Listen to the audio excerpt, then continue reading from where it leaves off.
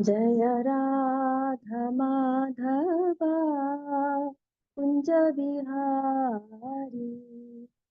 जय राधा माधवा कुंज बिहारी। जय गोपी जन वल्लभा जय गिरिवरधारी। जय गिरिवरधारी। यशोदनन्दन व्रज जनरञ्जन यशोदनन्दन व्रज जनरञ्जन यमुनतीरावनचारि यमुनतीरावनचारि। जय राधा माधवा कुंज विहारी। जय श्री कृष्ण चैतन्य प्रभु नित्यानंदा श्री अद्वैत गदाधर श्रीवासादि गौर भक्त वृंदा। हरे कृष्णा कृष्ण कृष्णा हरे हरे हरे राम राम राम हरे हरे। हरे कृष्णा कृष्णा कृष्णा हरे हरे हरे राम राम राम हरे हरे। हरे कृष्णा कृष्णा कृष्णा हरे हरे हरे राम राम हरे हरे। हरे कृष्णा कृष्णा कृष्णा हरे हरे हरे राम राम राम हरे हरे। जय गुरुदेवा जय गुरुदेवा जय गुरुदेवा जय गुरुदेवा। जय प्रभुपादा जय प्रभुपादा जय भक्ति वेदांत स्वामी प्रभुपादा। जय गौरनिताय जय गौरनिताय जय गौरनिताय जय गौरंगनिताय निताय गौर हरि बोल हरि बोल हरि बोल निताय गौर हरि बोल। नमो विष्णु पाद श्री जयपताका स्वामी गुरु महाराज की जय। नमो विष्णुपाद ब्रह्म श्री भक्ति वेदांत स्वामी श्रील प्रभुपाद की जय। नमोचार्य हरिदास ठाकुर कृष्ण चैतन्य प्रभु नित्यानंद श्री अद्वैत गदाधर श्रीवासादि गौर भक्त की जय। श्री कृष्ण बलराम की जय। श्री जगन्नाथ बलदेव सुभद्रा सुशील की जय। श्री राधा माधव की जय। आनंदपुरी वैष्णव की जय। ആദ്യമായി ഞാൻ ഈ അവസരം നൽകിയ അതോറിറ്റീസിനോടും പ്രഭുവിനോടും മാതാജിയോടൊക്കെ നന്ദി പറയുകയാണ്. കാർത്തിക മാസത്തിൽ ഇങ്ങനെ ഒരു സേവ നൽകിയതിന് വളരെ നന്ദിയുണ്ട്. And I offer my most respectful obeisances unto my spiritual master, His Holiness Jayapataka Swami Guru Maharaj. I offer my respectful obeisance to all my Shiksha Gurus and I'm seeking all their blessings. I offer my obeisances to all the Vaishnavas and all those assembled here, seeking blessings so that I may do this service sincerely. എന്തെങ്കിലും തെറ്റുകൾ വരികയാണെങ്കിൽ സദയം ക്ഷമിക്കണം. ഹരേ കൃഷ്ണ.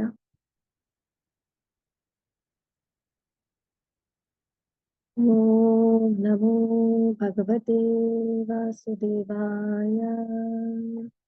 ഓം നമോ ഭഗവതേ വാസുദേവായ. ഓം നമോ ഭഗവതേ വാസുദേവായ. നാരായണം നമസ്കൃത്യ നരം ചൈവ നരോത്തമം ദേവീം സരസ്വതീം വ്യാസം തതോ ജയമുദീരയേ. നഷ്ടപ്രായേഷു ഭദ്രേഷു നിത്യം ഭാഗവത സേവയാ ഭഗവതി ഉത്തമ ശ്ലോകേ ഭക്തിർഭവതി നൈഷ്ഠികീ. മൂകം കരോതി വാചാലം പങ്കും ലംഘയത്തെ ഗിരിം യത്കൃപാതമഹം വന്ദേ ശ്രീഗുരും ദീനതാരിണം പരമാനന്ദമാധവം ശ്രീചൈതന്യമീശ്വരം. कृष्णाय वासुदेवाय देवकी नंदनाय च നന്ദഗോപകുമാരായ ഗോവിന്ദായ നമോ നമഃ. കൃഷ്ണായ വാസുദേവായ ഹരേ പരമാത്മനെ പ്രണതക്ലേശനാശായ ഗോവിന്ദായ നമോ നമഃ. പഞ്ചകൽപതരുഭ്യശ്ച കൃപാ സിന്ധുഭ്യ ഏവ ച പതിതാനാം പാവനേഭ്യോ വൈഷ്ണവേഭ്യോ നമോ നമഃ. ഇന്നത്തെ ശ്ലോകം അധ്യായം സ്കന്ധം 1 അധ്യായം 5 ശ്ലോകം 31. ശ്ലോകം വായിക്കാണ്. യേനൈവാഹം ഭഗവതോ വാസുദേവസ്യ വേദസഃ മായാനുഭാവമവിദം യേന ഗച്ഛന്തി തത്പദം. യേനൈവാഹം ഭഗവതോ വാസുദേവസ്യ വേദസഃ മായാനുഭാവമവിദം യേന ഗച്ഛന്തി തത്പരം. Translation, word to word translation. ഏന ഏതിൽ, ഏവ നിശ്ചയമായും, അഹം ഞാൻ, ഭഗവത പരമദിവ്യോത്തമ പുരുഷന്റെ, വാസുദേവസ്യ ശ്രീകൃഷ്ണ ഭഗവാന്റെ, വേദസഹ പരമസൃഷ്ടാവിന്റെ, മായ ശക്തി, അനുഭാവം സ്വാധീനം, അവിധം അനായാസേന മനസ്സിലാക്കി, യേന ഏതിൽ, ഗച്ഛന്തി അവർ പോകും, തത്പദം ഭഗവാന്റെ പാതാരവിന്ദങ്ങളിൽ. വിവർത്തനം ജയ ശ്രീല പ്രഭുപാദ്. ആ രഹസ്യജ്ഞാനത്താൽ സർവത്തിന്റെയും സ്രഷ്ടാവും സംരക്ഷകനും സംഹാരകനുമായ ശ്രീകൃഷ്ണ ഭഗവാന്റെ ശക്തി പ്രഭാവത്തെ വ്യക്തമായി മനസ്സിലാക്കുവാൻ സാധ്യമായി. അത് മനസ്സിലാക്കുന്നതിനാൽ ഭഗവത് ധാമത്തിലേക്ക് മടങ്ങി ചെല്ലുവാനും ഭഗവാനെ നേരിട്ട് ദർശിക്കുവാനും കഴിയുന്നു. ഭാവാർത്ഥം: ഭക്തിയുത സേവനത്താലും അതീവ രഹസ്യജ്ഞാനത്താലും വിവിധ ഭഗവത് ശക്തികൾ എപ്രകാരം വർത്തിക്കുന്നു എന്ന് അനായാസേന മനസ്സിലാക്കാൻ കഴിയുന്നു. ഭഗവത് ശക്തിയുടെ ഒരു ഭാഗം ഭൗതിക ലോകത്തെയും ഭഗവത് ശക്തിയുടെ മറ്റേ ഭാഗം പരമശക്തി ആത്മീയ ലോകത്തെയും ആവിഷ്കരിക്കുന്നു. അനന്തരം മധ്യമശക്തി മുഖേന മുകളിൽ പ്രസ്താവിച്ച ഏതെങ്കിലും ഒരു ശക്തിയെ സേവിക്കുന്ന ജീവാത്മാക്കളെ ആവിഷ്കരിക്കുന്നു. ഭൗതിക ശക്തിയെ ആരാധിക്കുന്ന ജീവാത്മാക്കൾ അസ്തിത്വത്തിനും അവർക്ക് മിഥ്യയായി അവതരിക്കപ്പെട്ട സന്തോഷത്തിനുമായി കഠിന പ്രയത്നം ചെയ്യുന്നു. എന്നാൽ ആത്മീയ ശക്തിയിൽ നിവിഷ്ടരായവർ ശാശ്വത ജീവിതം, സമ്പൂർണ്ണ ജ്ഞാനം, അവിഛിന്നമായ പരമാനന്ദം എന്നിവയാൽ ഭഗവാന്റെ പ്രത്യക്ഷ സേവനത്തിൽ മുഴുകുന്നു. ഭഗവത്ഗീതയിൽ ഭഗവാൻ നേരിട്ട് അരുളി ചെയ്തിരിക്കുന്നത് പോലെ ഭൗതിക ശക്തിയുടെ സാമ്രാജ്യത്തിൽ ജീർണിക്കുന്ന സർവബദ്ധാത്മാക്കളും ഭൗതിക ലോകത്തിലെ സർവ പ്രവർത്തനങ്ങളും പരിത്യജിച്ചുകൊണ്ട് ഭഗവത് ധാമത്തിലേക്ക് മടങ്ങിച്ചെല്ലണമെന്ന് ഭഗവാൻ അഭിലഷിക്കുന്നു. ജ്ഞാനത്തിന്റെ അതീവ രഹസ്യമായ ഭാഗമാണ് ഇത്. എന്നാൽ ഈ വസ്തുത ശുദ്ധ ഭക്തർക്ക് മാത്രമേ മനസ്സിലാകാൻ സാധ്യമാവുകയുള്ളൂ.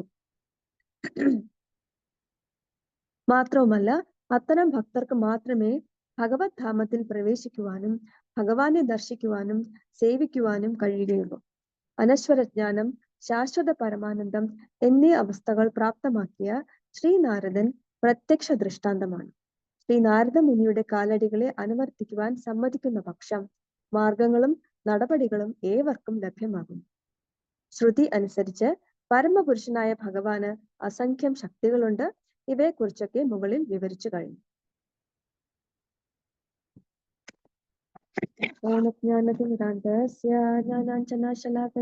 ചക്ഷുരുന്മിലിതം യേന തസ്മൈ ശ്രീഗുരവേ നമഃ.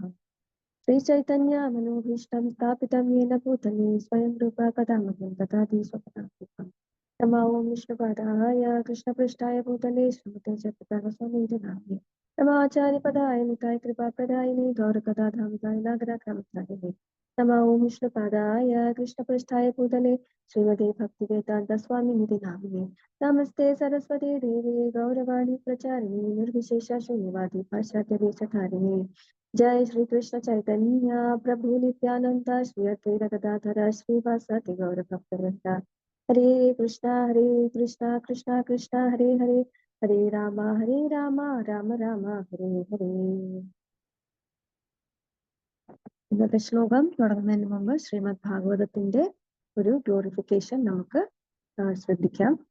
ശ്രീമദ് ഭാഗവതം 12ാമത്തെ സ്കന്ധത്തിലെ 13ാമത്തെ അധ്യായത്തിൽ ശ്രീമദ് ഭാഗവതത്തിന്റെ തന്നെ ഗ്ലോറിഫിക്കേഷൻ ആണുള്ളത്.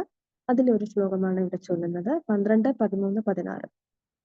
നിമ്നാഗാനം യഥാ ഗംഗാ ദേവാനാമച്യുതോ യഥാ വൈഷ്ണവാനാം യഥാ ശംഭു പുരാണാനാമിതം തഥേ നിമ്നാഗാനാം യഥാ ഗംഗ. അതായത് സമുദ്രത്തിലേക്ക് ഒഴുകി പോകുന്ന നദികളിൽ വച്ച് ഏറ്റവും ഉത്തമമായിട്ടുള്ളത് ഗംഗാ നദിയാണ്.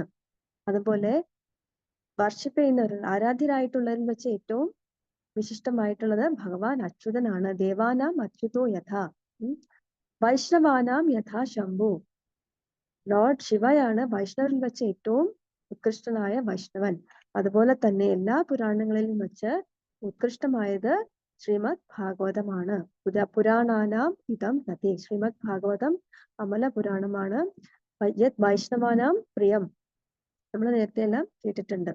അപ്പൊ ശ്രീമദ് ഭാഗവതം ശ്രവിക്കുന്നത് കൊണ്ട് തത് ശൃണ്വൻ സുപഠൻ വിചാരണേ പരോ ഭക്ത്യാ വിമുച്യൻ നരഃ.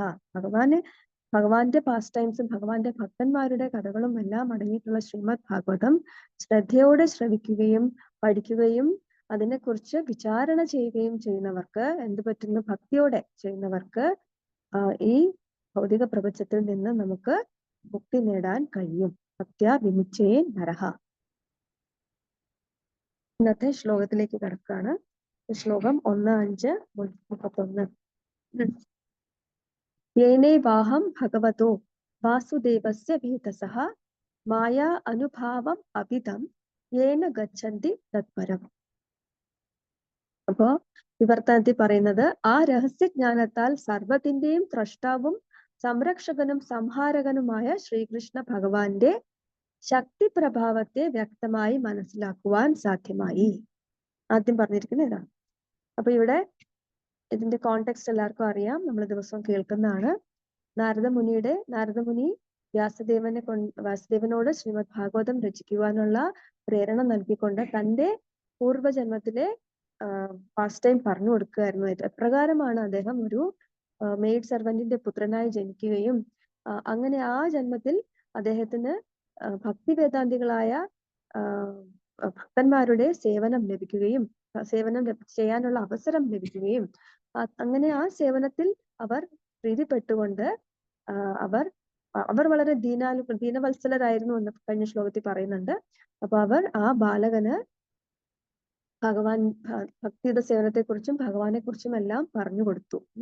അപ്പൊ അത് വളരെ ഗുഹ്യതമമായിട്ടുള്ള കാര്യങ്ങളെല്ലാം തന്നെ അവർ ആ ബാലകന് പകർന്നു കൊടുത്തു എന്നാണ് കഴിഞ്ഞ ശ്ലോകത്തില് പറഞ്ഞത്. എന്തായിരുന്നു ഗുഹ്യതമമായ കാര്യങ്ങളെല്ലാം നമ്മൾ നല്ല വിശദമായി ഇന്നലെ കേൾക്കുകയുണ്ടായി.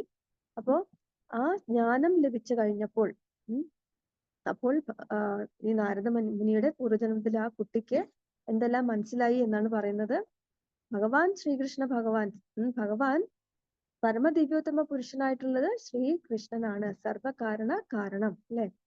ഈശ്വര പരമാ കൃഷ്ണ സച്ചിത് ആനന്ദ വിഗ്രഹ നാദിരാദിർ ഗോവിന്ദ സർവകാരണം. ഭഗവാനാണ് എല്ലാത്തിന്റെയും കാരണം. പരമദിവ്യോത്തമ പുരുഷനായ ഭഗവാനാണ് സർവ്വതിന്റെയും സൃഷ്ടാവും സംരക്ഷകനും സംഹാരകനുമായിട്ടുള്ളത് ഭഗവാനാണ്. ഇത് തന്നെയാണ് ഭാഗവതത്തിന്റെ ആദ്യത്തെ ശ്ലോകത്തിൽ ഇതെല്ലാം പറയുന്നുണ്ടല്ലോ. ജന്മാദ്യസ്യേതോ അന്വയാതിതരതാശ്ചാത്മേഷ എല്ലാത്തിന്റെയും എല്ലാത്തിന്റെയും കോസ് ഓഫ് ഓൾ കോസസ് എന്ന് പറയുന്നത് ഭഗവാൻ തന്നെയാണ്. ഭഗവാൻ അഭിജ്ഞനും പൂർണ്ണ സ്വരാട്ടുമാണ്. ഭഗവാനോളം തന്നെ പൂർണ്ണമായി എല്ലാം ഡയറക്റ്റ് ആയിട്ടും ഇൻഡയറക്റ്റ് ആയിട്ടും എല്ലാം ഭഗവാൻ is fully conscious and is fully independent. ഭഗവാനും മറ്റ് നിത്യമായിട്ടുള്ള എൻറ്റിറ്റീസും തമ്മിലുള്ള വ്യത്യാസം തന്നെ അതാണെന്നാണ് പറയുന്നത് അല്ലെ. ഭഗവാൻ ഫുള്ളി ഇൻഡിപെൻഡന്റ് ആണ്, ഫുള്ളി കോൺഷ്യസുമാണ്.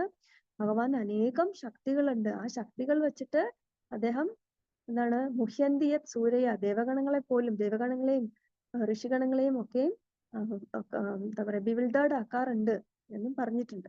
അപ്പോ ഇവിടെ നാരദമുനിയുടെ ആ പ്രീവിയസ് ജന്മത്തിൽ ആ കുട്ടിക്ക് ഭഗവാന്റെ സുപ്രീം പൊസിഷൻ മനസ്സിലാവുകയും ഭഗവാന്റെ ശക്തി പ്രഭാവത്തെ കുറിച്ച് അനായാസേന മനസ്സിലാക്കുവാൻ കഴിയുകയും ചെയ്തു എന്നാണ് പറയുന്നത്. അപ്പോ ഈ ഭഗവാനെ കുറിച്ചും ഭഗവാന്റെ രൂപത്തിനെ കുറിച്ചും ഭഗവാന്റെ ഗുഹ്യമായിട്ടുള്ള എല്ലാ കാര്യങ്ങളെ കുറിച്ചും ഒക്കെ അറിയുന്നത് കൊണ്ട് എന്ത് സംഭവിക്കുന്നു? അതിന്റെ റിസൾട്ടും ഇവിടെ പറയുന്നുണ്ട് അല്ലെ. എന്താണ്? യേന ഗച്ഛന്തി തത്പദം. ഭഗവത് ധാമത്തിലേക്ക് മടങ്ങിച്ചെല്ലുവാനും ഭഗവാനെ നേരിട്ട് ദർശിക്കുവാനും കഴിയുന്നു എന്നാണ് പറയുന്നത്. അപ്പൊ ഇതാണ് നമ്മളും ചില പ്രഭുപാദർ നമുക്കും തന്നിരിക്കുന്ന ഒരു ഓപ്പർച്യൂണിറ്റി ഇതാണ്. നമ്മൾ നന്നായിട്ട് അത് വിനിയോഗിക്കണമെന്ന് ചില പ്രഭുപാദർ എല്ലാ പർപ്പോട്ടിലൂടെയും കൂടെ നമ്മളോട് പറഞ്ഞുകൊണ്ടിരിക്കുകയാണ്. അപ്പോ ഭാവാർത്ഥത്തിൽ പറയുന്നത് ഭഗവാന്റെ വിവിധ ശക്തികളെ കുറിച്ച് പറയുന്നുണ്ട്. അപ്പൊ ഭഗവാൻ അനേകം ശക്തികളുണ്ട്. പരാസ്യ ശക്തി വിവിധൈവ ശ്രൂയത്തെ സ്വാഭാവികി ജ്ഞാന ബല ക്രിയാച്ച എന്ന് ശ്വേതാശ്വതര ഉപനിഷത്തിൽ പറയുന്നുണ്ട്. അപ്പം അനേകം ശക്തികളുണ്ട് ഭഗവാന്. ആ അനേകം ശക്തികളെ 3ആയിട്ടാണ് തരം തിരിച്ചിട്ടുള്ളത്. അപ്പൊ 3ആയിട്ട് തരച്ചിട്ടുള്ളത് ഇതൊക്കെയാണ്. ആദ്യത്തേത് അന്തരംഗ ശക്തി അഥവാ ചിത് ശക്തി, അത് സ്പിരിച്വൽ പൊട്ടൻസി, പരാശക്തി എന്നും പറയുന്നുണ്ട്. രണ്ടാമത്തേത് ബഹിരംഗ ശക്തി, അതായത് ഇൻഫീരിയർ ആയിട്ടുള്ളത് അപരാശക്തി, മെറ്റീരിയൽ എനർജി എന്നൊക്കെ പറയുന്നത് നമ്മുടെ ഭൗതിക പ്രകൃതിയിലുള്ള മായാശക്തി. മൂന്നാമത്തേത് ഇത് രണ്ടിനും ഇടയ്ക്ക് നിൽക്കുന്ന ജീവശക്തി അഥവാ തടസ്സ ശക്തി. അപ്പൊ തടസ്സ ശക്തി ആയിട്ടുള്ളത് എല്ലാ ജീവാത്മാക്കളും തടസ്സ ശക്തിയിൽ പെടുന്നു. അപ്പം തടസ്സ ശക്തിക്ക് ഒരു മൈന്യൂട്ട് ഇൻഡിപെൻഡൻസ് കിട്ടിയിട്ടുണ്ട്.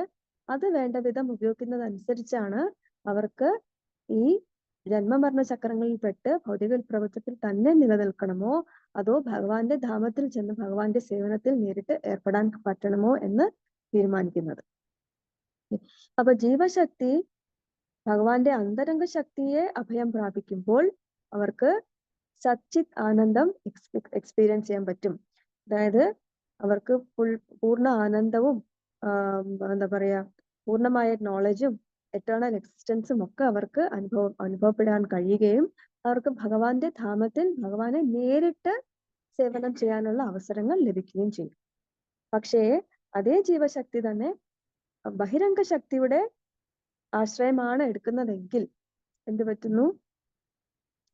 അവര് മോഹവലയത്തിൽ പെട്ട് കിടക്കുകയും താപത്രയങ്ങൾ അനുഭവിക്കേണ്ടി വരികയും ഒക്കെ ചെയ്യുന്നു. ശോക, മോഹ, ഭയ ഇതെല്ലാം അവർക്ക് റിപ്പീറ്റഡ്ലി അനുഭവിക്കേണ്ടി വരുന്നു. കാരണം മായയുടെ ആ ആവരണ ശക്തിയിൽ പെട്ട് അവർ അവരുടെ എക്സിസ്റ്റൻസ് മറന്നാണ് നിലനിൽക്കുന്നത്.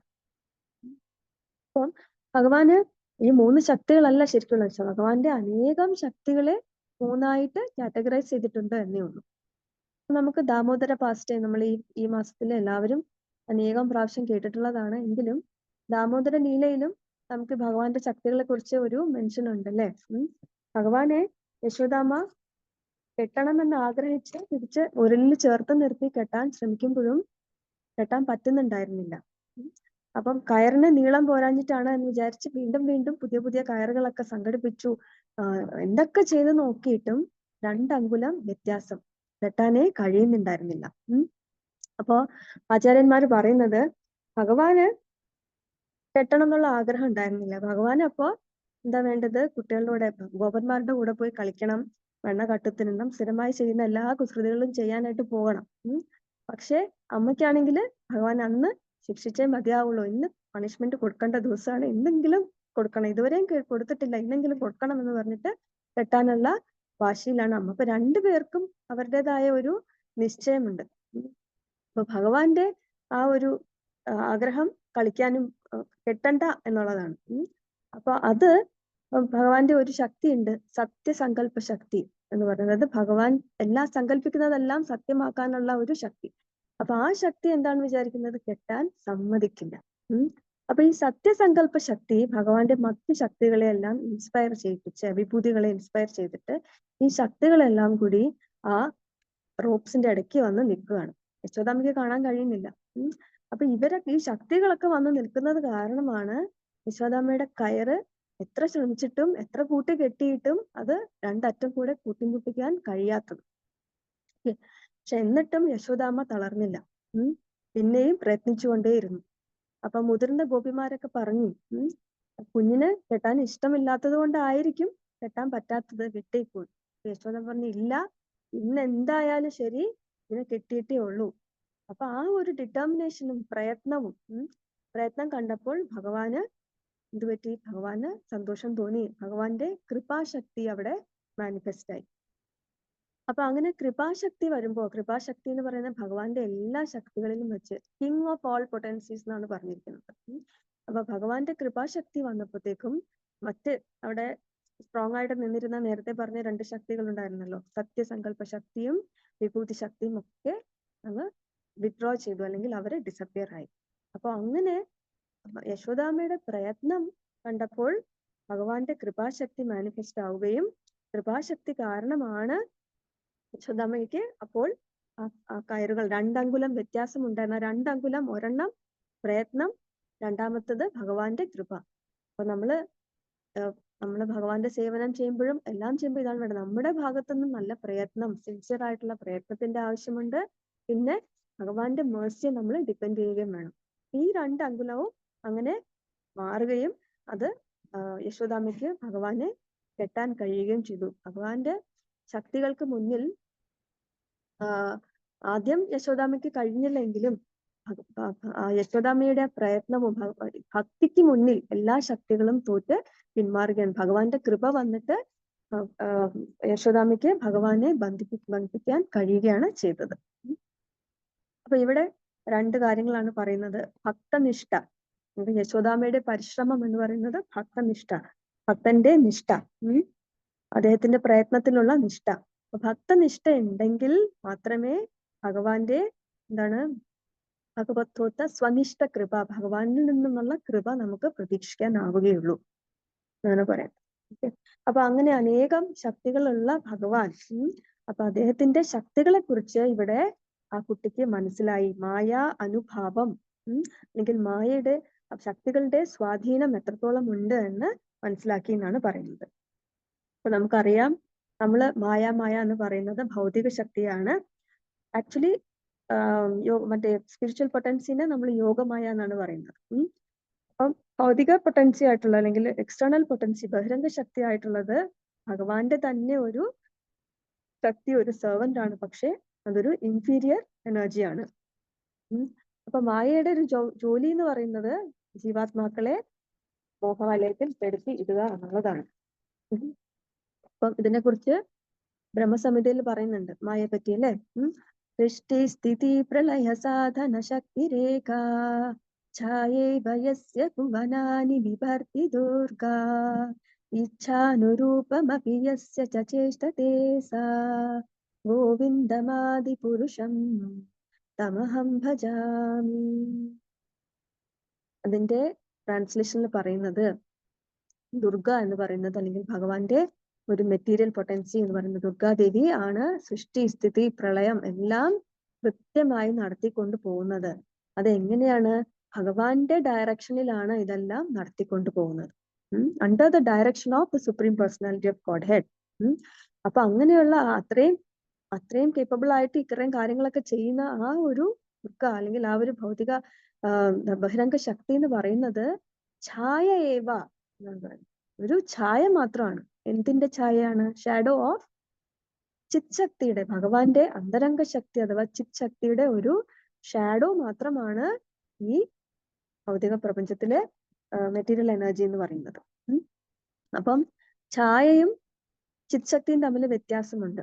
അപ്പൊ ചിത് ശക്തി അല്ലെങ്കിൽ അന്തരംഗ ശക്തി എന്ന് പറയുന്നത് എങ്ങനെയാണോ ചന്ദ്രന് ചുറ്റും മൂണിന് ചുറ്റും മൂൺലൈറ്റ് ഉള്ളത്, അത് ഹലോ പോലെ എല്ലായിടത്തേക്കും ഉണ്ട്, അല്ലെ? എപ്പോഴും കൂടെ ഉണ്ട്.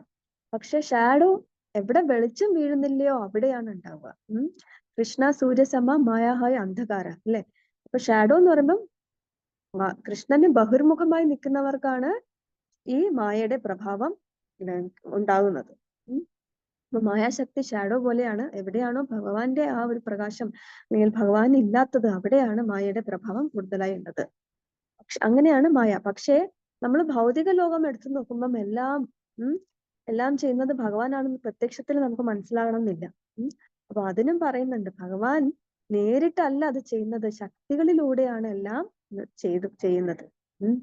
അതായത് ചില പ്രഭാതർ പറയുന്നുണ്ട്, അപ്പൊ ഈ ഗ്രീക്ക് ദേവന്മാരുടെയൊക്കെ പിക്ചേഴ്സില് അറ്റ്ലസ് ഇരുന്നിട്ട് ഭൂമിയെ താങ്ങിക്കൊണ്ടിരിക്കുന്ന വളരെ ശക്തിമാനായ ഒരുപാട് മസിലൊക്കെ ഉള്ള ഒരു വ്യക്തി വളരെ ശ്രമത്തോടുകൂടി ഭൂമിയെ താങ്ങിക്കൊണ്ടിരിക്കുന്നതായിട്ടാണ് ആ പിക്ചർ. അപ്പൊ ശ്രീല പ്രഭാതർ പറയും, അതിനെ നമ്മൾ ഒരിക്കലും എൻകറേജ് ചെയ്യരുത്. ഭഗവാൻ അത്ര ബുദ്ധിമുട്ടിയൊന്നും അല്ല ഇപ്പൊ ഭൗതിക പ്രപഞ്ചങ്ങളെ നടത്തിക്കൊണ്ട് പോകുന്നത്. ഭഗവാന് നിസ്സാരമാണ്. ഒരു ഗ്ലാൻസ്, ഒരു കടാക്ഷം മാത്രം മതി. ഭഗവാൻ ഡയറക്ട്ലി ഇരുന്ന് ഇങ്ങനെ ചുമന്നുകൊണ്ട് അങ്ങനെയല്ല ചെയ്യുന്നതെന്ന്. ഉം.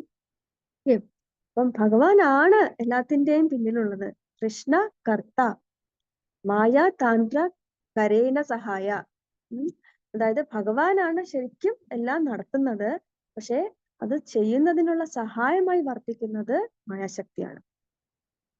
എപ്രകാരമാണോ ഒരു പോട്ട് മേക്കർ, കുംഭകാരൻ, കലമുണ്ടാക്കുന്നയാൾ, നമുക്കറിയാലേ കലം ഉണ്ടാക്കുന്നയാള് മണ്ണ് കുഴച്ച് ആ വേലിൽ വെച്ച് കലമുണ്ടാക്കുന്ന ആ ഒരു ചക്രത്തിൽ വെച്ച് പിന്നെ കൈകൊണ്ട് നല്ല ഷേപ്പൊക്കെ ആക്കി എടുക്കുന്നതാണ്. അപ്പം പ്രത്യക്ഷത്തിൽ നോക്കുകയാണെങ്കിൽ കലമുണ്ടാക്കുന്നതിന് ആ വീലാണെന്ന് തോന്നിയേക്കും. പക്ഷെ അവിടെ ആ വ്യക്തി ഇല്ല എന്നുണ്ടെങ്കിൽ അത് ചെയ്യാൻ പറ്റില്ല. അതിനെ വീലിനെ പ്രവർത്തിപ്പിക്കാനോ അതിനെ ഷേപ്പാക്കി എടുക്കാനോ മണ്ണിനെ ഷേപ്പാക്കി എടുക്കാനോ കലങ്ങൾ ഉണ്ടാക്കാനോ ഒന്നും പറ്റില്ല.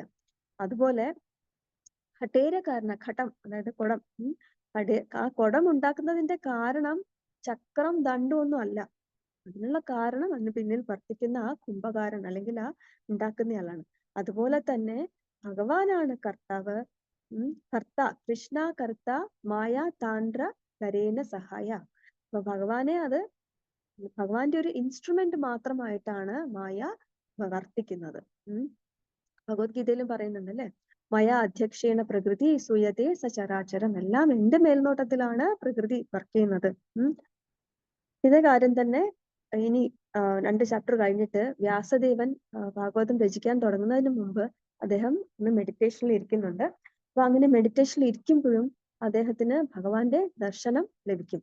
അപ്പൊ ഭഗവാന്റെ ദർശനം, അതിനൊപ്പം തന്നെ അദ്ദേഹം ഭഗവാന്റെ ശക്തിയെ, മായാശക്തി ഭഗവാന്റെ പിന്നിൽ നിൽക്കുന്നതായി കാണുന്നുണ്ട്. അപ്പൊ വ്യാസദേവൻ അങ്ങനെ ആ ശ്ലോകത്തിൽ പറയുന്നത് മായാം ചത്തത് പദാശ്രയം. മായ കാണുന്നുണ്ട്, പക്ഷെ മായ എങ്ങനെയാണ്? ഭഗവാന്റെ is fully under the control of Lord. ഭഗവാന്റെ നിയന്ത്രണത്തിലാണ് പൂർണ്ണമായും എന്ന് പറയുന്നത്. അപ്പം അങ്ങനെയുള്ള മായയുടെ പ്രവർത്തനം എന്താണെന്ന് അവിടെ കൃത്യമായി പറയുന്നുണ്ട്. 1:7-5 ആണ് ആ ശ്ലോകം. യയാ സമ്മോഹിതോ ജീവ ആത്മാനം ത്രിഗുണാത്മകം കരോപി മനുതേ അനർത്ഥം തത്കൃതം ചാപി പത്യത്തെ. മായയാൽ എന്താണ് ചെയ്യുന്നത്? യയാ സമ്മോഹിതോ ജീവ. എന്താണ്? മായ കാരണം ജീവാത്മാക്കൾ സമ്മോഹിതരാകുന്നു, അല്ലെങ്കിൽ മായയാണ് എല്ലാവരെയും ഇല്യൂഷനിൽ ഇടുന്നത്. അതുകൊണ്ട് അവർക്ക് എന്ത് പറ്റുന്നു? ആത്മാന ത്രിഗുണാത്മകം.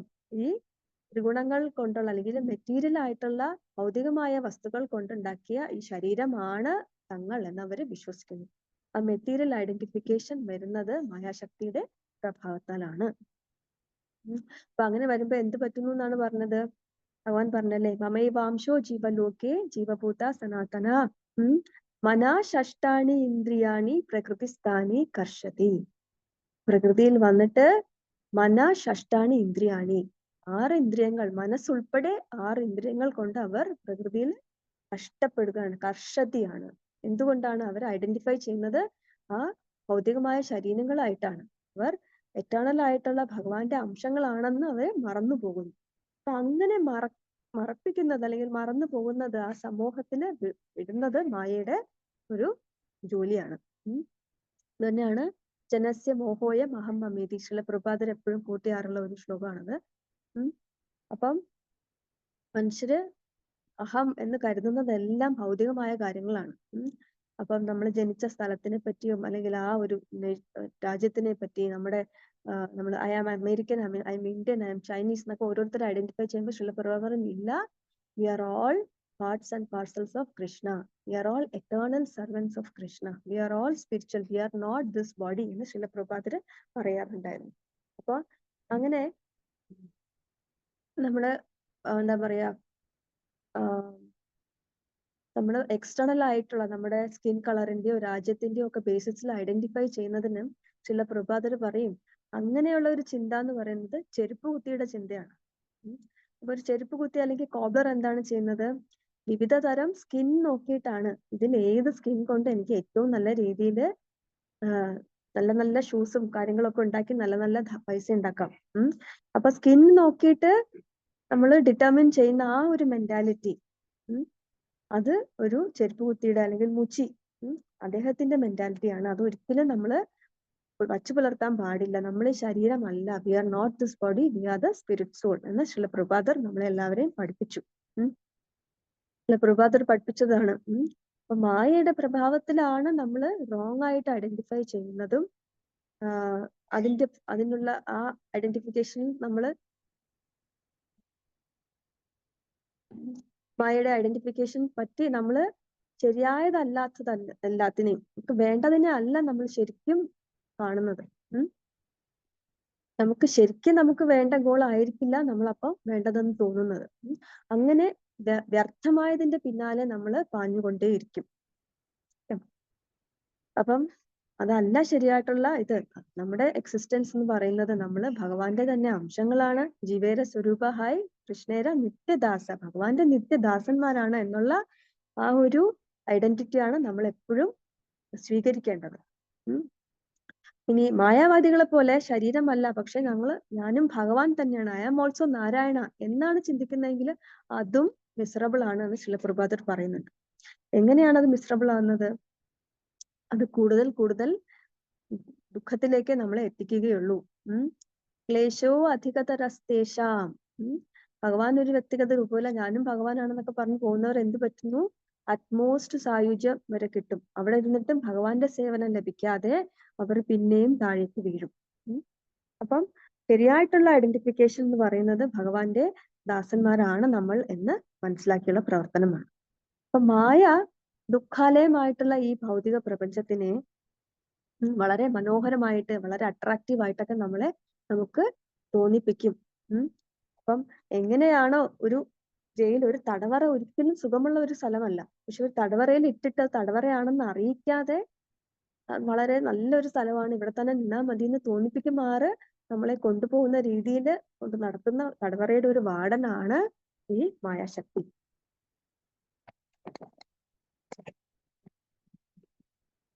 അപ്പൊ മായയുടെ ഇൻഫ്ലുവൻസ് നമുക്ക് ശ്രീല പ്രഭാതർ പറയുന്ന ഒരു പാസ്റ്റ് ടൈം ഉണ്ട്. ഇന്ദ്രദേവനെ ഒരിക്കല് ഒരു ശാപം കിട്ടുകയുണ്ടായി. ശാപം കിട്ടി അദ്ദേഹം ഒരു പന്നിയായിട്ട് ഭൂമിയിൽ ജനിക്കുകയുണ്ടായി. അപ്പൊ പന്നി എന്ന് പറയുമ്പോൾ നമുക്കറിയാം വളരെ നികൃഷ്ടമായ ഒരു ജീവിയാണ്. അതിന്റെ ആഹാരവും അതിന്റെ വാസസ്ഥലവും എല്ലാം വളരെ അബോമിനബിൾ ആണ്. ആ ചളിക്കുണ്ടിലും അഴുക്കിലും ഒക്കെ ഉരുണ്ട് പെരണ്ട് കിടക്കാനാണ് അതിനിഷ്ടം. കഴിക്കുന്നതും വളരെ മോശമായിട്ടുള്ള അമേദ്യം ഒക്കെയാണ് കഴിക്കുന്നത്. അങ്ങനെ ജീവിക്കുമ്പോഴും അതിന് വളരെ സന്തോഷകരമായി തോന്നി. താൻ ഇന്ദ്രനായിരുന്നു എന്നൊക്കെ മറന്നിട്ടാണ് അങ്ങനെ ജീവിക്കുന്നത്. അപ്പം ഒരു കുടുംബമൊക്കെ ഉണ്ട്, ഒരു ഭാര്യയുണ്ട്, നല്ല സ്വീറ്റ് ആയിട്ടുള്ള കുട്ടികളുണ്ട്. അപ്പൊ അങ്ങനെ വളരെ സുഖിച്ച് ജീവിച്ചിരുന്ന സമയത്ത് ബ്രഹ്മാവ് വന്ന് തിരിച്ചു വിളിക്കും, ഇന്ദ്ര തിരിച്ചു പോണം, അവിടെ റെസ്പോൺസിബിലിറ്റീസ് ഉണ്ട്, ദേവനായിട്ട് ദേവലോകത്തെ രാജാവായിട്ടുള്ള കർത്തവ്യങ്ങൾ നിറവേറ്റാനുണ്ട്, വരൂ എന്ന് പറയുമ്പോഴത്തേക്കും ഇന്ദ്രന് മനസ്സിലാവുന്നേ ഇല്ല ഇന്ദ്രന്. അപ്പൊ നിങ്ങൾ ആരാണ്, നിങ്ങൾ എന്താ? ഞാനിവിടെ വളരെ ഹാപ്പിയാണ്, ഞാൻ എങ്ങോട്ടും വരുന്നില്ല. പിന്നെ ചോദിക്കും, അവിടെ ഇതുപോലെ നല്ല ഉരുണ്ട് കളിക്കാൻ പറ്റുന്ന ചെളിയുണ്ടോ? അവിടെ എനിക്ക് നല്ല മൃഷ്ടാനം കഴിക്കാൻ പറ്റുന്ന സ്റ്റൂൾ കിട്ടുമോ? നല്ല ഗുഡ് ക്വാളിറ്റി സ്റ്റൂൾ കിട്ടുമോ? അവിടെ എനിക്ക് ഇതുപോലെ താലോലിക്കാൻ പറ്റുന്ന കുട്ടികളും ഭാര്യയും ഒക്കെ ഉണ്ടാവും, എൻജോയ് ചെയ്യാൻ പറ്റുന്ന എല്ലാ ഓപ്പർച്യൂണിറ്റീസും ഉണ്ടോ? അതൊന്നും ഉണ്ടാവില്ല, എനിക്ക് ഇവിടെ തന്നെ മതി. അപ്പൊ എന്ത് പറഞ്ഞിട്ടും വരാത്തപ്പം ബ്രഹ്മദേവൻ അവസാനം ആ പിഗിന്റെ ശരീരത്തിൽ നിന്നും ഇന്ദ്രനെ പുറത്ത് വരുത്തുകയാണ് ചെയ്തത്. അദ്ദേഹത്തിന് നിഗ്രഹിച്ചു. അങ്ങനെ പുറത്തെത്തി കഴിഞ്ഞപ്പോഴാണ് ഇന്ദ്രന് ബോധം, ഞാൻ എന്താ ഇത്ര മോശമായ സിറ്റുവേഷൻ, ഞാൻ എങ്ങനെ ഇവിടെ എത്തി എന്നൊക്കെ ചിന്തിച്ചു തുടങ്ങുന്നത്. അപ്പോ ബ്രഹ്മാവ് പറഞ്ഞു, ഇതാണ് അവസ്ഥ, നീ ഇതില് പെട്ട് ഇത് തന്നെ മതി എന്ന് പറഞ്ഞ് വാശി പിടിച്ചിരിക്കുകയായിരുന്നു, നീ എത്രയും പെട്ടെന്ന് പോകാം എന്ന് പറഞ്ഞ് വിളിച്ചുകൊണ്ട് പോവാണ് ചെയ്യുന്നത്. അപ്പൊ മായയുടെ ശക്തി അത്രത്തോളം വലുതാണ്. അപ്പം അതുപോലെ മറ്റൊരു പാസ്റ്റ് ടൈം ഉള്ളത് നമുക്കറിയാം, ആലില കണ്ണൻ. ആ ഒരു പിക്ചർ നമുക്ക് എല്ലാവരുടെ കയ്യിലും ഉണ്ടാവും അല്ലെ? അപ്പൊ ഭഗവാൻ ആലിലയിൽ കിടക്കുന്ന ആ പാസ്റ്റ് ടൈമിന്റെ പിന്നിൽ മാർക്കണ്ഡേയ ഋഷിയുടെ ഒരു പാസ്റ്റ് ടൈം ഉണ്ട്, ഭാഗവത്തിൽ തന്നെ ഉള്ളതാണ്. അപ്പൊ മാർക്കണ്ഡേയ ഋഷി വളരെ വലിയൊരു ഭക്തനായിരുന്നു. അദ്ദേഹം മനസ്സുകൊണ്ട് ഭഗവാനെ എപ്പോഴും ആരാധിക്കുകയും ഭഗവാന്റെ വർഷിപ്പിൽ കംപ്ലീറ്റ്ലി എൻഗേജ്ഡ് ഒക്കെ ആയിരുന്നു. അപ്പൊ അദ്ദേഹത്തിന് ഒരിക്കൽ അദ്ദേഹത്തിന്റെ ഭക്തിയില് പ്രസന്നനായി ഭഗവാൻ നരനാരായണ രൂപേണ അദ്ദേഹത്തിന്റെ മുന്നിൽ ദർശനം നൽകി. അപ്പോ ആ ദർശനം കിട്ടിയപ്പോൾ മുനിക്ക് വളരെയധികം സന്തോഷമായി. അദ്ദേഹം ഗ്ലോറിഫൈ ചെയ്യുകയും നന്ദി പറയുകയും ഒക്കെ ചെയ്തു. എത്ര ബുദ്ധിമുട്ടാണ് ഭഗവാന്റെ പാതാരവിന്ദങ്ങളെ ഒന്ന് കാണാൻ തന്നെ. അങ്ങനെയുള്ള ഭഗവാൻ എനിക്ക് ദർശനം നൽകിയല്ലോ, എന്റെ ഭാഗ്യത്തിന് ഒരളവുമില്ല എന്നൊക്കെ അദ്ദേഹം പറയുന്നു. അപ്പം ഭഗവാനും സന്തോഷമായിട്ട് ഭഗവാൻ ചോദിച്ചു, എന്തെങ്കിലും നിന്നിൽ ഞാൻ പ്രീതനായിരിക്കുന്നു, നിനക്ക് എന്തെങ്കിലും വരം വേണമോ? നമ്മളോടാണ് അങ്ങനെ ചോദിക്കണമെങ്കിൽ നമ്മൾ എന്ത് പറയണം? ഹരേ കൃഷ്ണ.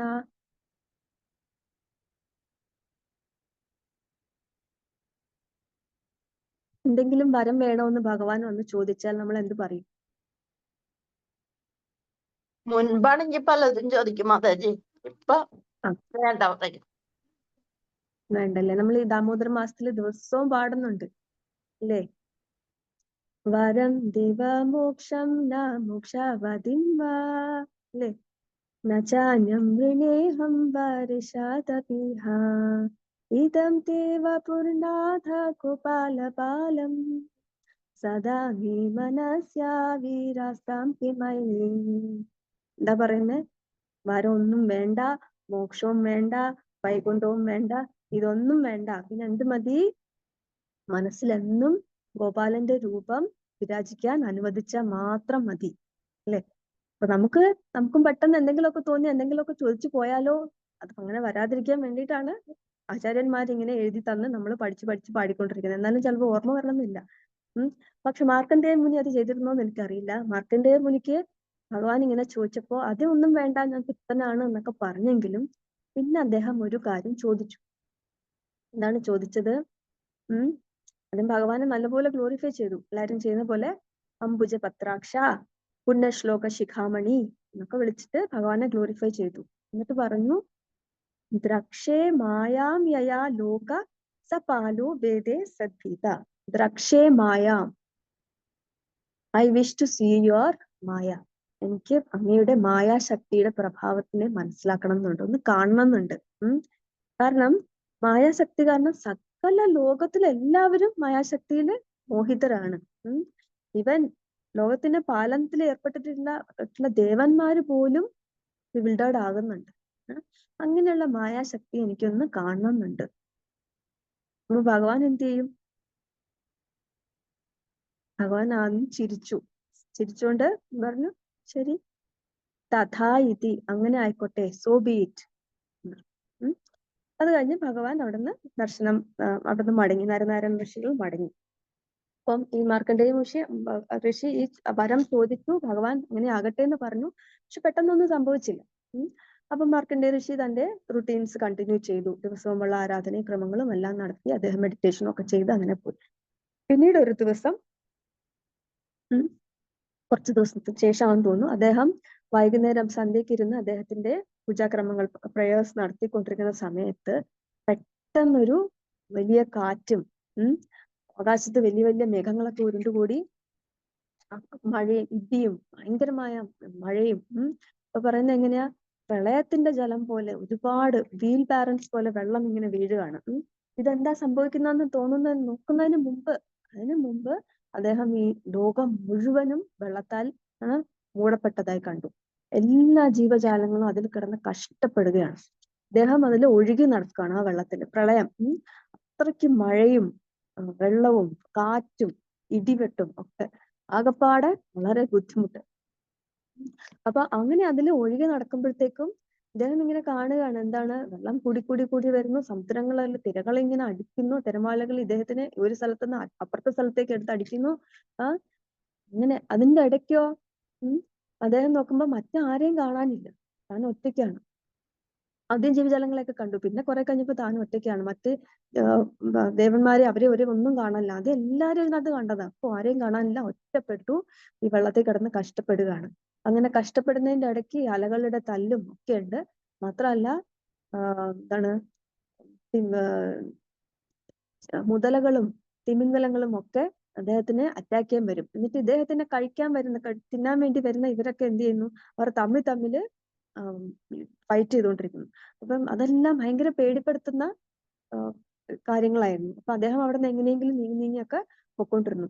അങ്ങനെ എത്ര കാലം എന്നറിയില്ല, മില്യൺസ് ഓഫ് ഇയേഴ്സ് എന്നാണ് പറയുന്നത്. അത്രയും കാലം അദ്ദേഹം ആ പ്രളയജലത്തില് കഷ്ടപ്പെട്ട് ഇങ്ങനെ ഒഴുകി നടക്കുകയാണ്. അങ്ങനെ ഒഴുകി പോകുന്നതിനിടയ്ക്ക് അദ്ദേഹം ദൂരെ ഒരു ചെറിയ ഒരു ദ്വീപ് കാണും. ആ ചെറിയ ദ്വീപില് ഒരു യങ് ആയിട്ടുള്ള ഒരു നല്ല വടവൃക്ഷം. അപ്പൊ അദ്ദേഹം വിചാരിക്കണം എങ്ങനെയെങ്കിലും ആ ദ്വീപിലേക്ക് ഒന്ന് എത്തിപ്പെടണം.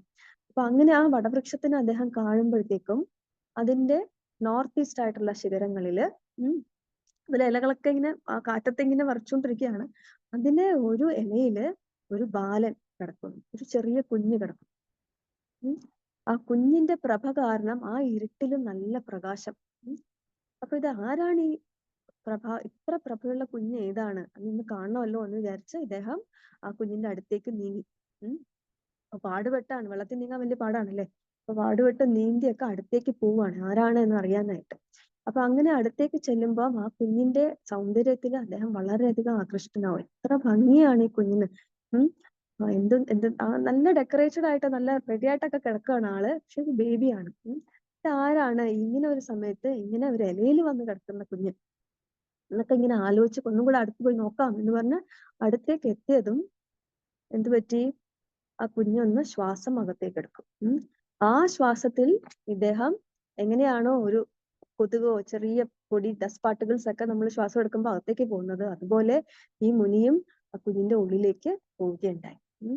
അപ്പൊ അതുവരെയും വളരെ കഷ്ടപ്പെടുന്ന പ്രളയത്തിന്റെ എല്ലാ ബുദ്ധിമുട്ടുകളും അനുഭവിച്ച് ടോർമെന്റഡ് ആയിരുന്നു. അപ്പൊ അതെങ്ങനെയായിരുന്നു, ചില സമയത്ത് ഭയങ്കരമായ വിഷമം, നല്ല വിശപ്പ്, ദാഹം എല്ലാം ഉണ്ട്. കുറെ കാലമായിട്ട് ഒന്നുമില്ലാതെ ഇങ്ങനെ അലിഞ്ഞു നടക്കുകയാണ് അല്ലെ.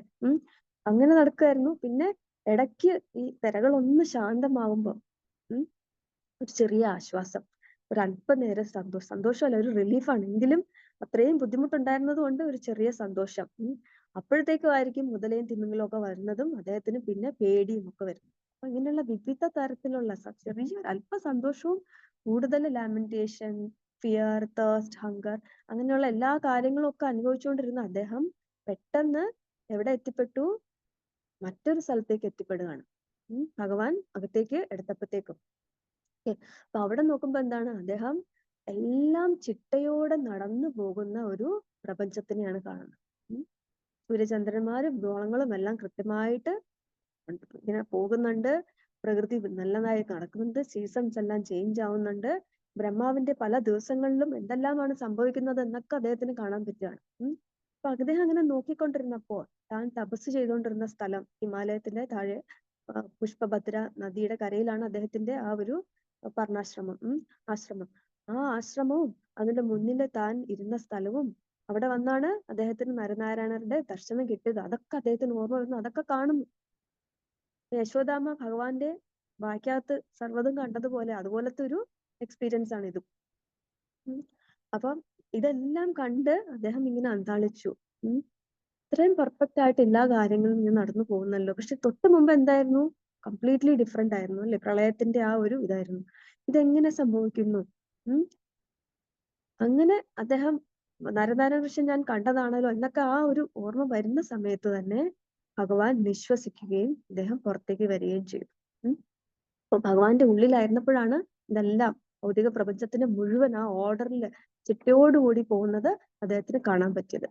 നമ്മൾ ദാമോദരാഷ്ടകത്തിലും പറയുന്നുണ്ടല്ലേ, ലാസ്റ്റ് എന്തായിരുന്നു, പ്രതിയോധരായാത വിശ്വസ്യധാമേ നമസ്തേ സ്തുതാമേ സുരഭിധാമേ ത്വദീയോദരായാത വിശ്വസ്യധാമേ ത്വദീയ ഉദര യഥാ വിശ്വസ്യധാമേ. എല്ലാ വിശ്വത്തിന് മൊത്തം ഇരിക്കുന്ന എവിടെയാണ്, അങ്ങയുടെ ഉദരത്തിലാണ്. അങ്ങനെയുള്ള ആ ഉദരത്തിനെ ഞാൻ നമിക്കുന്നു എന്നാണ് അത് പറയുന്നത്. അപ്പൊ ഇവിടെയും അദ്ദേഹം ഭഗവാന്റെ ഉള്ളിലേക്ക് പോയിട്ട് കണ്ടത് അതാണ്. എങ്ങനെയാണ് ഭഗവാൻ ഉള്ളില് അദ്ദേഹത്തിന്റെ ഉദരത്തിലെല്ലാം പ്രപഞ്ചത്തിന്റെ ഫുൾ ദൃഷ്ടി കൃത്യമായിട്ട് നടക്കുന്നത് അദ്ദേഹത്തിന് കാണാൻ കഴിഞ്ഞു. അപ്പം ആ നിശ്വാസത്തിൽ അദ്ദേഹം പുറത്തെത്തുമ്പോ പിന്നെ എന്താണ്, പ്രളയം, വെള്ളം, ഒഴുക്ക് അതെല്ലാം തന്നെയാണ്. അപ്പോഴും ആ മരം അവിടെയുണ്ട്, അതിൽ ഭഗവാൻ കിടക്കുന്നുണ്ട്. അപ്പൊ ഇദ്ദേഹം പിന്നെ എത്ര പെട്ടെന്ന് ഞാൻ തിരിച്ചു പഴയ സ്ഥിതിയിൽ എത്തിയോ. അപ്പൊ എന്നിട്ടും ആ കുഞ്ഞിനെ അദ്ദേഹം നോക്കും. അപ്പോഴാണ് അദ്ദേഹത്തിന് മനസ്സിലാവുന്നത് ഇത് ഭഗവാൻ തന്നെയാണ്. അപ്പൊ കുഞ്ഞിനെ നോക്കുന്ന സമയത്ത് കുഞ്ഞെന്താ ചെയ്യുന്നത്, എല്ലാവർക്കും അറിയാം. എന്തായിരിക്കും ചെയ്യുന്നത്? ഹരേ കൃഷ്ണ. ആലില കൃഷ്ണൻ എന്ത് ചെയ്തുകൊണ്ടായിരിക്കുന്നേ?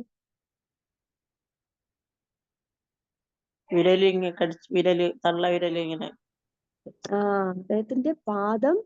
അദ്ദേഹത്തിന്റെ കൈ കൊണ്ട് പാദം എടുത്ത് വായ്ക്കകത്ത് വെച്ച് അത് നുണഞ്ഞുകൊണ്ടിരിക്കുകയാണ് അല്ലെ.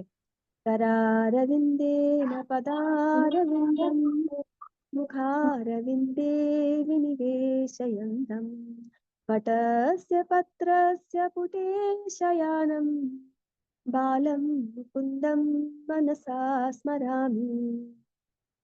കരാരവിന്ദേന പദാരവിന്ദം, ഭഗവാന്റെ ലോട്ടസ് ഹാൻഡ്സ് കൊണ്ട്, കര അരവിന്ദേന ഭഗവാന്റെ പാദം, പദ അരവിന്ദം എവിടെ കൊണ്ടുവച്ചു? മുഖ അരവിന്ദേ, ലോട്ടസ് മൗത്തിലേക്ക്. എല്ലാ അരവിന്ദം, ഭഗവാന്റെ പാദങ്ങളും കൈകളും മുഖവും ഒക്കെ ലോട്ടസ് ആണ്. അത്ര സോഫ്റ്റ് ആണ്, അത്ര ബ്യൂട്ടിഫുൾ ആണ്. അപ്പം കരാരവിന്ദേന പദാരവിന്ദം മുഖാരവിന്ദേ വിനിവേശയന്തം. ഭഗവാൻ എന്താ ചെയ്യുന്നത്? തന്റെ ആ വിരല് ഇങ്ങനെ ടേസ്റ്റ് ചെയ്യാണ്. ഭഗവാൻ വിചാരിക്കുകയാണ് എന്റെ ഭക്തന്മാർക്ക് എപ്പോഴും എന്റെ പാദങ്ങളെ വളരെ സ്വീറ്റ് ആണെന്ന് പറയാറുണ്ട്. അപ്പൊ ഞാനും ഒന്ന് നോക്കട്ടെ എത്ര സ്വീറ്റ് ആണ്. ചൈതന്യ മഹാപ്രഭു ചെയ്ത പോലെ അല്ലേ. ഭക്തി എത്ര മധുരമുള്ളതാന്ന് ഞാനും ഒന്ന് അറിയട്ടെ എന്ന് പറഞ്ഞ് ചൈതന്യ മഹാപ്രഭു വന്നതുപോലെയാണ് ഭഗവാൻ ആ കുഞ്ഞായിട്ട് കിടന്ന് പാദം ഇങ്ങനെ നുണയുന്നത്. അപ്പം ഈ മുനി ഇങ്ങനെ നോക്കുമ്പോ കാണുന്നത് ഭഗവാൻ ഇങ്ങനെ പാദമൊക്കെ നുണഞ്ഞ് ഇങ്ങനെ കിടക്കുകയാണ്. ആൻഡ് കിടക്കുന്നതിന്റെ ഇടയിൽ ഒരു ചിരിയും ഇങ്ങനെ സൈഡിലൂടെ ഈ മുനിയെ നോക്കി നന്നായിട്ടൊക്കെ ചിരിച്ചു. മതിയായില്ലേ എന്നാണ് അതിന്റെ അർത്ഥം അല്ലേ. ചോദിച്ചു വാങ്ങിച്ചിട്ട് മതിയായില്ലേ, മായയുടെ ശക്തി എന്താന്ന് മനസ്സിലായില്ലേ, ഇത്രയും മില്യൺസ് ഓഫ് ഇയേഴ്സ് ഈ പ്രളയജലത്തിൽ കിടന്ന് കഷ്ടപ്പെട്ട് എല്ലാം കണ്ടപ്പോ മതിയായോ എന്നുള്ള പോലെ ചിരിച്ചു. അപ്പൊ ആ ചിരിയോടുള്ള ആ ദർശനം ഈ മാർക്കണ്ഡേയ മുനി തന്റെ കണ്ണുകൾ കൊണ്ട് തന്റെ ഹൃദയത്തിൽ എന്താ പറയാ എടുത്തു വെച്ചു, ഭഗവാനെ ഹൃദയത്തിലാക്കി എന്നാണ് പറയുന്നത്. അപ്പൊ ആ നിമിഷത്തിൽ തന്നെ അദ്ദേഹം നോക്കുമ്പോഴത്തേക്കും ഭഗവാൻ അവിടുന്ന് അപ്രത്യക്ഷമായി.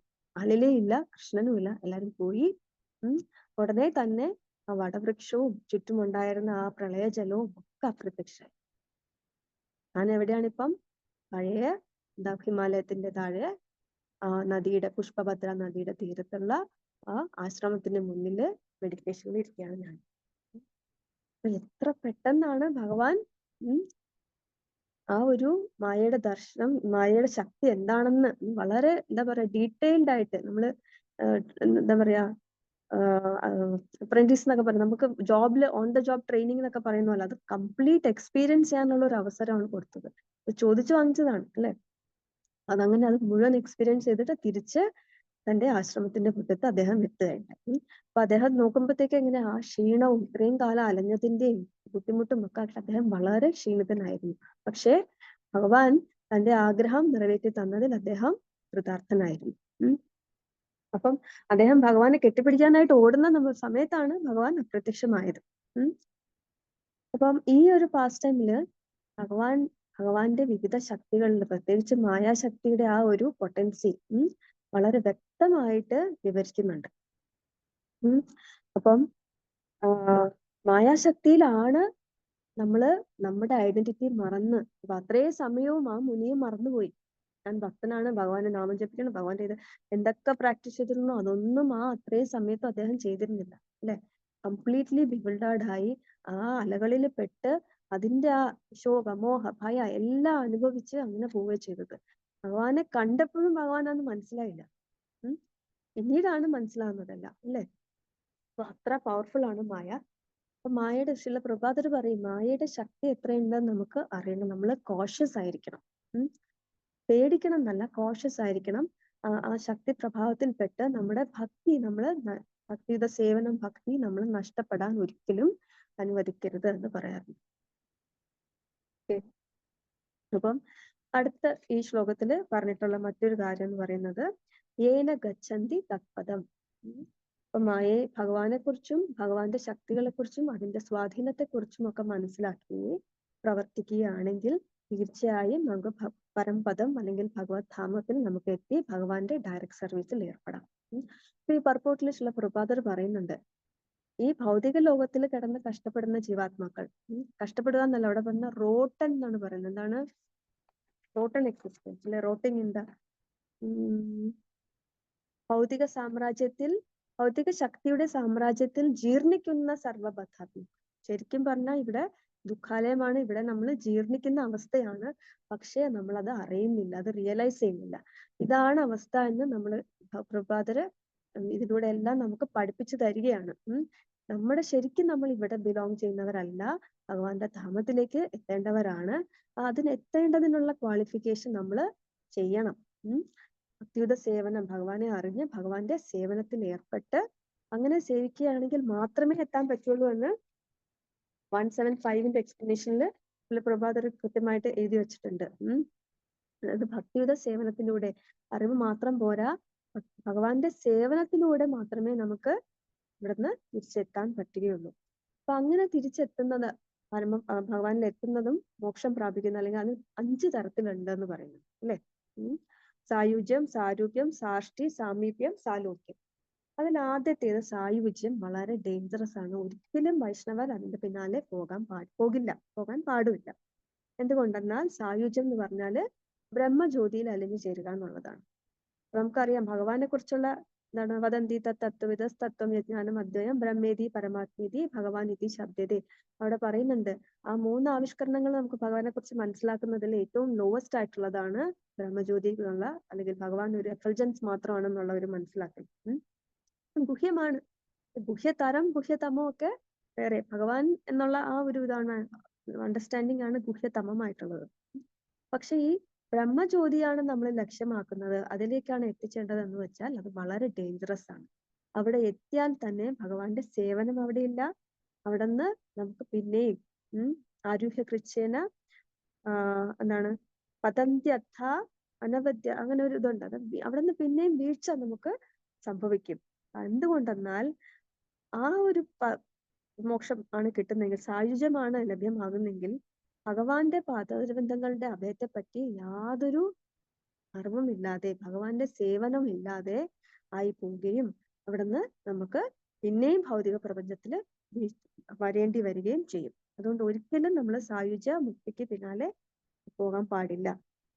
സാരൂപ്യം എന്ന് പറയുന്നത് എന്താണ്? ഭഗവാന്റെ പോലെ തന്നെയുള്ള രൂപം ലഭ്യമാവുക. അതായത് വൈകുണ്ഠ ലോകത്തിലുള്ള വിഷ്ണു ദൂതന്മാരൊക്കെയും നമ്മൾ അജാമിലന്റെ പാസ്റ്റ് ടൈമിലും ധ്രുവ മഹാരാജിന്റെ പാസ്റ്റ് ടൈമിലൊക്കെ കാണുന്നുണ്ട്. അവരെ കൂട്ടിക്കൊണ്ടുപോകാൻ വന്നത് വിഷ്ണുദൂതർ, ചതുർഭുജ, ഭഗവാന്റെ വിഷ്ണുവിന്റെ പോലെ തന്നെ ഇരിക്കുന്ന ആൾക്കാരാണ് വന്നതെന്ന് പറയുന്നു. അപ്പൊ അതാണ് സാരൂപ്യം. പിന്നെ സാഷ്ടി, ഭഗവാന്റെ എല്ലാ ഐശ്വര്യങ്ങളും ഭഗവാനൊപ്പം തന്നെ അതുപോലുള്ള ഐശ്വര്യങ്ങളും ലഭ്യമാകുന്ന ഒരവസ്ഥ. സാമീപ്യം, ഭഗവാന്റെ അടുത്തുള്ള ഒരു അസോസിയേറ്റ് ആയിട്ട് സേവനം ചെയ്യാനുള്ള ഒരു ഭാഗ്യം. സാലോക്യം, ഭഗവാന്റെ ധാമത്തിൽ തന്നെ എത്തിച്ചേരാനുള്ളത്. അപ്പൊ ഈ 5 തരം ഇതുണ്ടെങ്കിലും, ലിബറേഷൻ ഉണ്ടെങ്കിലും അതില് സായുജ്യം ഒരിക്കലും നമ്മൾ അന്വേഷിച്ച് പോകാൻ പാടില്ല. അത് വളരെ ഡേഞ്ചറസ് ആണ് എന്ന് പറയുന്നു. ഓക്കെ, പിന്നെ എങ്ങനെയാണ് നമ്മൾ ഈ ഭൗതിക ശക്തിയിൽ നിന്നും ഇത് മാറേണ്ടത് എന്നും പ്രഭാത് പറഞ്ഞു തന്നിട്ടുണ്ട് അല്ലെ. ദേവി ഹേഷ ഗുണമയി മമ മായ ദുരത്തിയ, പക്ഷെ മാമേവായേ പ്രപദ്യന്തേ മായാമേതം തരന്തിതേ. ഭഗവാനെ നമ്മള് ശരണം പ്രാപിച്ചാൽ ഈ മായയിൽ നിന്ന് നമുക്ക് രക്ഷപ്പെടാനും നമുക്ക് ഭഗവാന്റെ ധാമത്തിലേക്ക് പതുക്കെ എത്താനും കഴിയും. ഇതേ കാര്യം തന്നെ ഈ പറഞ്ഞതൊക്കെ തന്നെയാണ് പുരുഷോത്തമ യോഗം ഭഗവത്ഗീത 15-ാം അധ്യായത്തിലും ചുരുക്കി പറഞ്ഞിട്ടുള്ളത് അല്ലെ. അപ്പൊ അവിടെ പറഞ്ഞ ഭൗതിക existence in the material world ഒരു തലകീഴായിട്ടുള്ള അശ്വത്ഥ വൃക്ഷമാണ് എന്നൊക്കെ പറഞ്ഞിട്ട് പറഞ്ഞു. അത് വളരെ കോംപ്ലക്സ് ആണ്, മനസ്സിലാക്കാൻ പറ്റില്ല. എന്നിട്ട് പക്ഷേ അവിടുന്ന് നമുക്ക് അതിന് പുറത്ത് കടക്കാൻ പറ്റും. ഇങ്ങനെ സുവിരൂഢ മൂലമാണ് ഈ അശ്വത്ഥം. അശ്വത്ഥമേനം സുവിരൂഢ മൂലം. ഓക്കെ, അസംഗ ശസ്ത്രേന ദൃഢേന ചിത്വ. ഇതിനെ നമ്മൾ weapon of detachment and determination ഉപയോഗിച്ച് മുറിച്ച് കടക്കണം, മുറിച്ച് അതിൽ നിന്ന് ഫ്രീ ആവണം എന്നാണ് പറയുന്നത്. അപ്പം ചില പ്രഭാതര് അത് വളരെ വ്യക്തമായി അവിടെ പറഞ്ഞു തന്നിട്ടുണ്ട്. നമ്മൾ ഈ ഭൗതിക ലോകത്തിൽ നിൽക്കുന്നതിന്റെ കാരണം, നമ്മൾ ഭക്തിയിൽ എത്തിപ്പെട്ടാൽ പോലും ചിലപ്പം നമുക്ക് അതിനുള്ള ഒരു കംപ്ലീറ്റ് ആയിട്ടുള്ള ഒരു സ്ട്രെങ്ത് ഉണ്ടാവണം എന്നില്ല. നമ്മുടെ വീക്ക്നെസ് ഓഫ് ഹാർട്ടാണ് അതിന് കാരണം. അത് 2 പ്രത്യേകിച്ച് എടുത്ത് പറയുന്നുണ്ട്. ഒന്ന്, നമുക്ക് ഈ ഭൗതികതയിലുള്ള എല്ലാത്തിനെയും നമുക്ക് ഒരു മാസ്റ്ററായിട്ട് എൻജോയ് ചെയ്യാനുള്ള ഒരു ടെൻഡൻസി ഉണ്ട്. Tendency to lord over things. ആ ഒരു ടെൻഡൻസി വരുമ്പം നമ്മള് ഡിവോഷണൽ സർവീസ് നമ്മുടെ കൈ വിട്ടുപോകും, അല്ലെങ്കിൽ നമ്മൾ അതിന് ഒരു പ്രയോറിറ്റി കൊടുക്കാതെ പതുക്കെ പതുക്കെ നഷ്ടമാകും. ഇപ്പോ ഇസ്കോണിൽ ആദ്യകാലങ്ങളിൽ ഒരു കാർട്ടൂൺ ഉണ്ടായിരുന്നു അത്രേ. ഒരു വയസ്സായ സ്ത്രീ അവരുടെ ഹസ്ബൻഡിനോട് പറയാണ്, നാമം ജപിക്കൂ, ചാൻഡ് ചാൻഡ് ചാൻഡ്. അപ്പൊ അയാൾ റിപ്ലൈ ചെയ്യും, കാണ്ട് കാണ്ട് കാണ്ട്, പറ്റില്ല പറ്റില്ല പറ്റില്ല. എല്ലാ അറിവും വഴിയും ഒക്കെ പ്രഭുപാദർ നമുക്ക് തന്നിട്ടുണ്ട്, പക്ഷെ അത് സ്വീകരിക്കാൻ നമുക്ക് പറ്റുന്നില്ല. എന്തുകൊണ്ടാണ്? നമുക്ക് നമ്മുടെ അട്രാക്ഷൻ ഭഗവാനിലല്ല, പക്ഷെ ഭൗതികമായിട്ടുള്ള കാര്യങ്ങളിലേക്ക് ആണ് ഇരിക്കുന്നത്. അതുകൊണ്ടാണ് അത് നമ്മൾ റീഡയറക്ട് ചെയ്ത് ഭഗവാനിലേക്ക് എത്തിക്കണം. അപ്പൊ രണ്ടാമത്തെ വീക്ക്നെസ് ഓഫ് ഹാർട്ട് എന്ന് പറയുന്നത്, നമ്മുടെ ഗോള് നമ്മൾ ഭഗവാൻ അല്ലാതെ എന്താക്കുന്നു? ഭൗതികമായ കാര്യങ്ങളിലേക്ക് ആക്കുമ്പോഴാണ്, അറ്റാച്ച്മെന്റ് ടു മാറ്റർ.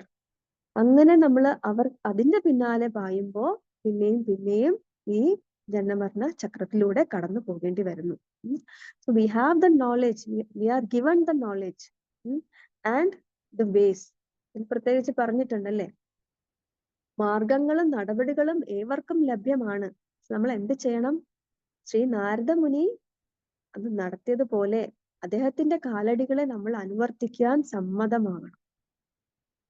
ആ ഒരു ഡിറ്റർമിനേഷൻ നമുക്ക് വേണം. എപ്രകാരമാണോ നാരദ മുനി ആ കുട്ടിയായിട്ട് അവരിൽ നിന്ന് ജ്ഞാനം കിട്ടുകയും ആ ജ്ഞാനം കിട്ടിയതനുസരിച്ച് ഭക്തിയുത സേവനത്തിൽ ഏർപ്പെട്ടതും, അപ്രകാരം നമ്മൾ ചെയ്യുകയാണെങ്കിൽ നമുക്ക് തിരിച്ചെത്താൻ കഴിയും.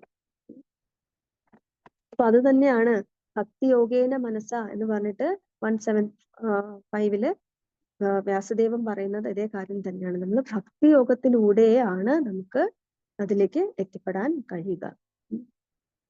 അപ്പൊ ചൈതന്യ മഹാപ്രഭു വന്ന് ഈ ഇത്രയും ഗുഹ്യമായ കാര്യം, ഗുഹ്യതമമായ കാര്യമൊക്കെ വളരെ ഫ്രീലി ഡിസ്ട്രിബ്യൂട്ട് ചെയ്ത് ഇപ്പൊ എല്ലാവർക്കും ലോകത്തിലെ മുക്കിലും മൂലയിലും വരെ ഹരിനാമം എത്തിപ്പെട്ടിട്ടുണ്ട്. എന്നിട്ടും ഇനിയും അത് കുറച്ചും കൂടെ സ്പ്രെഡ് ചെയ്യാനും കുറച്ചും കൂടെ അത് സ്ട്രോങ് ആയിട്ട് പ്രാക്ടീസ് ചെയ്യാനും ഉണ്ട് നമുക്ക്, അല്ലെ? അപ്പം ഏറ്റവും വലിയ വാല്യുബിൾ ആയിട്ടുള്ള കാര്യം എന്ന് പറയുന്നത് ഹരിനാമം ആണ്, ഹരിനാമ ചിന്താമണിയാണ്, അല്ലെ? ഇന്നലെ പറഞ്ഞു നിഖില ശ്രുതി മൗലി രത്നമാല എന്നുള്ള ശ്ലോകം നാമത്തിന്റെ മഹിമകളെ വർണ്ണിക്കുന്നതാണ്. അത്രയ്ക്കും വാല്യുബിൾ ആണത്. പക്ഷെ നമ്മുടെ കയ്യിൽ ഉണ്ടെങ്കിലും നമ്മൾ ഒട്ടും, അല്ലെങ്കിൽ നമ്മൾ ശരിയായ രീതിയിൽ വില കൊടുക്കാത്തതാണ് ആ നാമചിന്താമണി. അതൊരിക്കലും നമ്മൾ ഉപേക്ഷിക്കരുത്. ഏത് വിധേനയും നമ്മൾ അതിനെ പ്രൊട്ടക്ട് ചെയ്യുകയും നാമം എപ്പോഴും നമ്മുടെ കൂടെ നമ്മളത് പ്രാക്ടീസ് ചെയ്യുകയും വേണം, നാമം ജപിക്കുകയും വേണം. അപ്പം നമ്മുടെ ഭക്തി വിനോദ് ഠാക്കൂറിന്റെ പല പല സോങ്സിലും ഇതേ കാര്യം ആവർത്തിച്ച് പറയുന്നുണ്ട്. രാധാകൃഷ്ണ ബോൽ ബോൽ എന്നൊരു സോങ് ഉണ്ട്. അതിന് പറയും, അതാണ് ഗൗരനിത്തായി വന്ന നദിയിലുടനീളം എന്താ പറയാ നാമം ജപിച്ചും ചാൻഡ് ചെയ്തും നൃത്തം ചെയ്തും നടന്നിരുന്നു. അപ്പൊ അവരെല്ലാവരോടും പറഞ്ഞിരുന്ന, അല്ലെങ്കിൽ എല്ലാവർക്കും നൽകിയിരുന്ന ഒരേ ഒരു ശിക്ഷ അല്ലെങ്കിൽ ഉപദേശം എന്ന് പറയുന്നത് എന്താണ്? ഭഗവാന്റെ നാമങ്ങൾ ജപിക്കുക. അതുപോലെ ഗൗരംഗ മഹാപ്രഭു വളരെ മധുരമായി പാടുന്നുണ്ട്. എന്താ? ഹരേ കൃഷ്ണ മഹാമന്ത്രം. എന്നിട്ട് എന്താ ഇത് പറയണ? മായയുടെ ജാലത്തിൽ പെട്ടിരിക്കുന്ന ജീവാത്മാക്കൾ, നിങ്ങൾ അറിയണം, നിങ്ങൾ ഈ കഷ്ടപ്പെടുന്നത് എന്തുകൊണ്ടാണ്? അൺനെസസറിലി കഷ്ടപ്പെടുന്നത് ആ മായയാൽ സമ്മോഹിതരായിട്ടാണ് എന്ന് മനസ്സിലാക്കണം. ഇപ്പോൾ മനുഷ്യ ശരീരം ലഭിച്ചിട്ടുണ്ട്, ആ ചേതന കിട്ടിയിട്ടുണ്ട്. അതുകൊണ്ട് എന്ത് ചെയ്യണം? ശ്രീ രാധാകൃഷ്ണരുടെ നാമം ജപിക്കണം, നാമം എടുക്കണം. ആ ഒരു സോങ്ങിന്റെ ഏതാനും ചില വരികൾ ഞാൻ ഇവിടെ പാടി നിർത്തുകയാണ്. ഗായ് ഗൗർ മധുര സ്വരേ, ഗായ് ഗൗർ മധുര സ്വരേ, ഹരേ കൃഷ്ണ കൃഷ്ണ കൃഷ്ണ ഹരേ ഹരേ, ഹരേ രാമ രാമ രാമ ഹരേ ഹരേ, माया चले बताओ ये, ആജോ മുझे കാജലോയേ. അതായത് മായാജാലത്തിൽ പെട്ട് ആവശ്യമില്ലാത്ത ഇതെല്ലാം നമ്മള് പ്രയത്നങ്ങൾ നമ്മൾ എടുത്തുകൊണ്ടിരിക്കുകയാണ്. ഇതെല്ലാം ശ്രമ ഏവഹി കേവലമാണ്. പിന്നെ എന്താണ് ചെയ്യേണ്ടത്? ഈ കിട്ടിയിരിക്കുന്ന മനുഷ്യജന്മത്തിൽ ഈ ചേതന കൊണ്ട് ആ ഒരു ഇന്റലിജൻസ് കൊണ്ട് നമ്മള് നമ്മുടെ ധർമ്മമായിട്ടുള്ള ഭക്തിയുടെ സേവനം സ്വീകരിക്കണം. ഭഗവാന്റെ നാമങ്ങൾ ജപിക്കണം. ചേതന രാധാ മാധവ് നാം ബോലോ രേ, രാധാ മാധവ് നാം ബോലോ രേ എന്നാണ് റിക്വസ്റ്റ് ചെയ്യുന്നത്. ഭഗവാന്റെ നാമം എടുത്താൽ മറ്റ് യാതൊരു തടസ്സങ്ങളും ഉണ്ടാവില്ല, മറ്റ് യാതൊരു ഡേഞ്ചേഴ്സും ഉണ്ടാവില്ല എന്നാണ് ഭക്തിവിനോദ് ഠാക്കൂർ ആ ഗാനത്തിൽ പറയുന്നത്. ഗൗർ മധുര സ്വരേ ഹരേ കൃഷ്ണ കൃഷ്ണ കൃഷ്ണ ഹരേ ഹരേ ഹരേ രാമ രാമ രാമ ഹരേ ഹരേ. ഹരേ കൃഷ്ണ. ആർക്കെങ്കിലും എന്തെങ്കിലും ആഡ് ചെയ്യണമെങ്കിൽ ആഡ് ചെയ്യാം. ഞാൻ പറഞ്ഞതിൽ എന്തെങ്കിലും തെറ്റുണ്ടെങ്കിൽ ദയവായി ക്ഷമിക്കുക, കറക്റ്റ് ചെയ്യുക. ഹരേ കൃഷ്ണ. ശ്രീമദ് ഗ്രന്ഥരാജ് ഭാഗവതം കി ജയ്.